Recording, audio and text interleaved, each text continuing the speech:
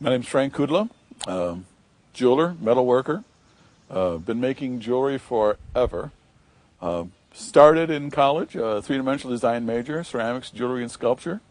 Had no idea what I was going to do with all that knowledge after I got out of college. Had a very good instructor who was just a bear of a teacher. People hated her class and loved it at the same time. Her introductory class, Jewelry 101, had 90 people in it. 3 people went on to take Jewelry 102.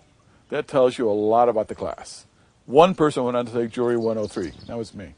My motivation starts with coming up with a concept, either from a customer or off of a piece of paper. I do a lot of sketching. It's what my first instructor really stressed, and I would say it's the one thing I see artists do the least that they need to do the most. Her approach, which I still do, was to give us an assignment and then drive it into you till you're sick of it. The bulk of what I still do is casting, which basically goes from a drawing to a carved wax. Then you make a mold, burn it out, and fill it with molten metal. The positive of the wax becomes the positive of the finished metal. Then you get the hard part, polishing, sanding, making it look bright and shiny. That's the hard part of all the metalworking. I've always gone against the current.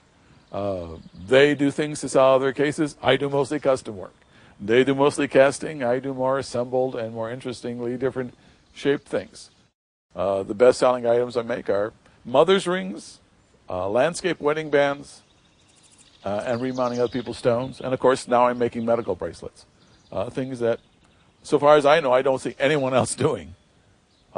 Trying to be uniquely different is hard to do. And I do a few things that I know it's not getting done anywhere else in the world, which is really, really difficult to find a space, a niche that no one else has thought about, their needs.